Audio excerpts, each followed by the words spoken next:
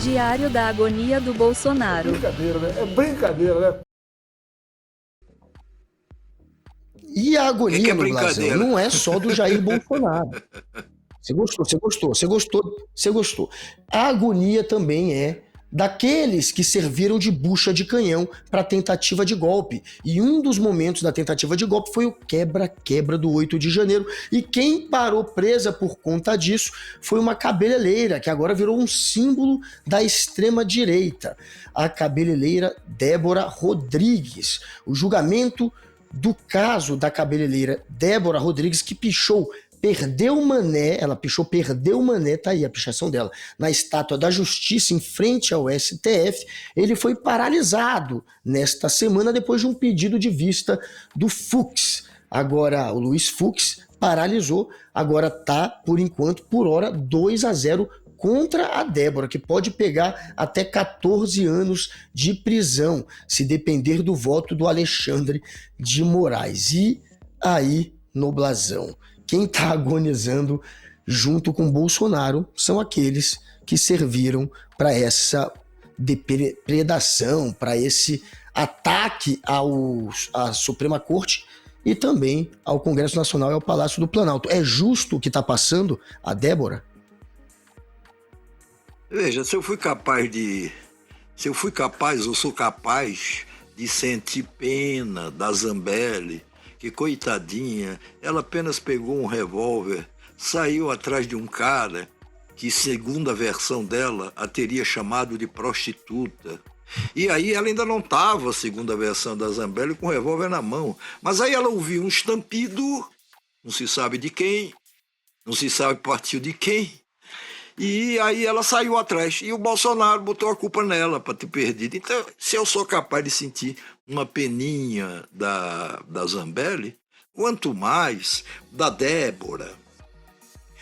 O problema da questão da Débora é o seguinte, isso virou uma campanha, principalmente dos bolsonaristas, e mais com uma grande repercussão na imprensa em geral.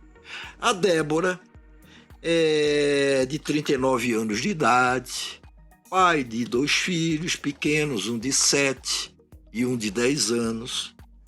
A história que a Débora conta é de que ela veio ver Brasília, admirar a arquitetura de Brasília, que ela amou a arquitetura de Brasília, ficou impressionadíssima com o tamanho das construções, com a beleza das construções, aquelas obras de arte toda que a gente conhece. E aí ela estava ali passando, talvez passeando, né? Ela não usou o termo passear, passando ali pelo Supremo no dia 8 de janeiro. E aí alguém pediu, olha, picha aí essa estátua, porque a minha pichação não está boa. E aí ela, muito generosa, tirou um batom e escreveu lá na estátua da Justiça o perdeu mané, que se tornou uma frase famosa. E agora, ela, numa carta muito pungente, ela diz lá que, olha, coitada, jamais teve essa intenção, que ela admite que cometeu um crime, mesmo que não soubesse que estava cometendo um crime, porque ela, de alguma maneira, vamos dizer, desrespeitou o símbolo da justiça, que é aquela mulher, aquela estátua bonita que tem de frente do prédio do Supremo Tribunal Federal, e que ela está arrependidíssima disso. Ela está presa, por sinal. Ela está presa. Presa e, salvo engano, a condenação, eu não sei se já foi confirmada, Guga, porque parece... O Fux não pediu... Não, tá 2-0. O Fux pediu vista, tá 2-0. Tá 2-0. Ela, por enquanto, tá presa numa preventiva. De 2 anos já presa. Prisão preventiva, entender. Prisão preventiva que não dão para o Bolsonaro, mas tudo bem, mas ela enfim, a justiça deve ter razões para tê-la prendido. Ela estava por ali e tudo. E o que eu acho impressionante é o seguinte, tá todo mundo comovido com essa história. Agora, a gente não conhece direito a dona Débora. Eu saí catando em todos os Googles da vida, pesquisa isso, aquilo outro, não encontrei nenhuma matéria. Eu nem falo reportagem, que é uma coisa mais ambiciosa. Eu falo matéria, uma coisa mais simples, mais rápida, que traga um perfil dessa mulher, da Débora. Não tem, não se conta. A única coisa que se diz em todos os relatos é: nasceu em Irecê, na Bahia. Sim. Mora em São Paulo, no interior. Sim, mas ela saiu de Irecê, da Bahia, quando? Com quantos anos? Por que saiu de Irecê? Por que foi para São Paulo? E é mãe de 2 filhos, um de 7 e um de 10 anos. Sim, e nada mais. Ela é casada, ela vive com o marido, ela participou já de outras manifestações ou não. Ela sempre foi, digamos assim, uma bolsonarista de raiz, não foi? Foi uma equivocada apenas. A Débora veio para Brasília, não se sabe exatamente como, nem quando, e aí ela vai para o acampamento. Ali, um acampamento. Acampamento de quê? De pessoas que pediam um golpe de Estado, que pediam que os militares se metessem na história. Isso não tem nada a ver, não é tarefa de militar. E ali, coitadinha, no acampamento, não tinha o que fazer no domingo, viu aquela multidão saindo ali para passear no centro da cidade, agora é tudo passeio no parque. E aí a Débora se incorporou ali à comitiva. E aí diz ela que não invadiu nenhum prédio público, que não depredou nada, apenas tirou o seu humilde batom e escreveu lá: perdeu, mané. Não sei, ninguém sabe a história dela, ninguém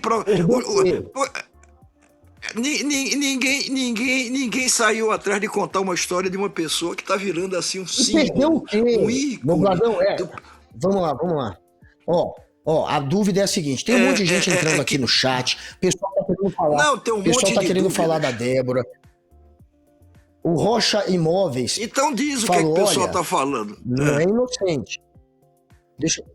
O Rocha Imóveis falou: Débora não é inocente. E continua se intitulando patriota, porque mesmo no meio desse caos, mesmo numa prisão preventiva, mesmo com 2 votos a favor já da prisão dela por 14 anos, a Débora, ela é alguém que está optando por esse caminho de ser mártir, entre aspas, de se sacrificar pelo bolsonarismo. Ela evitou aquele acordo de não persecução penal, ela poderia ter ido para um caminho em que ela não acabaria presa, e ela preferiu bater de frente. Ela está querendo, criar essa comoção em torno dela. Então veio esse comentário do Rocha que eu concordo, e aí fica a dúvida. Ela escreveu: perdeu, mané.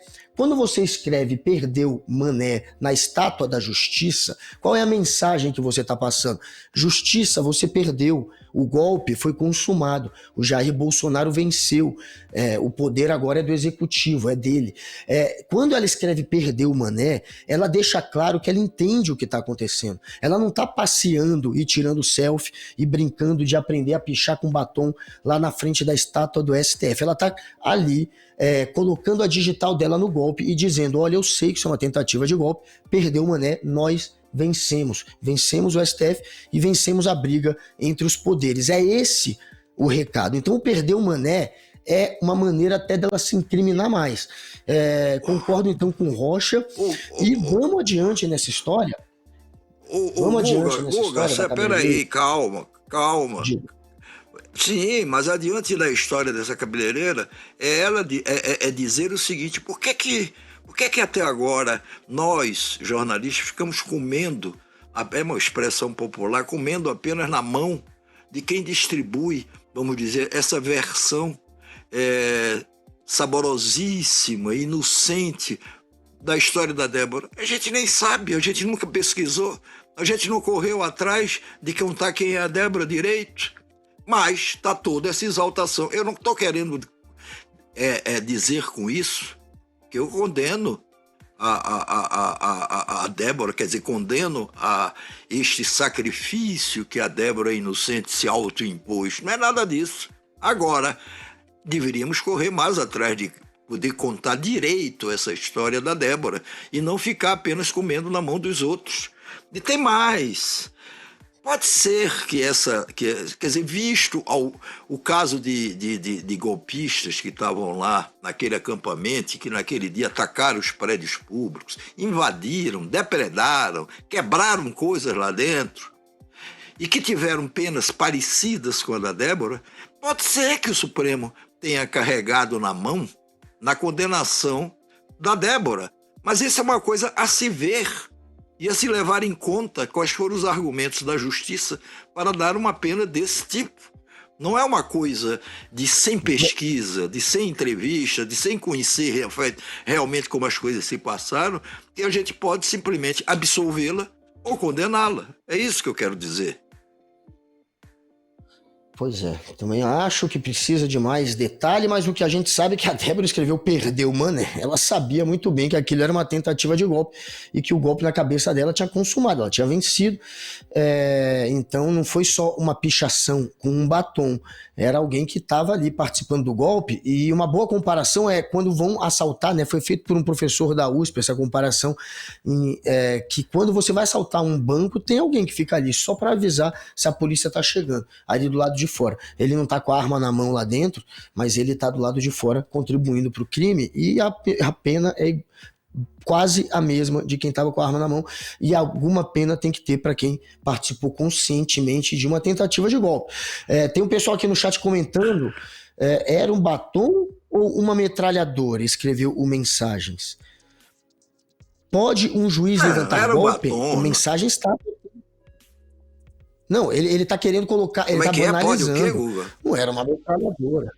Ele tá banalizando. Mensagens acha que não era uma metralhadora, era só um batom. Então tá tudo bem. Tá tudo bem? Ela participou do golpe. Tá não tudo existe, bem? Não existe nenhuma menção à metralhadora nem à arma na mão da Débora. Existe menção a um batom. O que não torna o crime menos grave, se isso foi visto como crime pelo Supremo Tribunal Federal.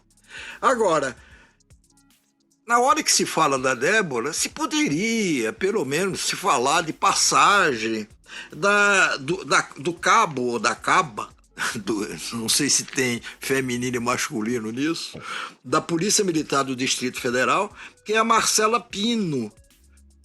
Ela foi jogada, ela era uma policial, estava fardada,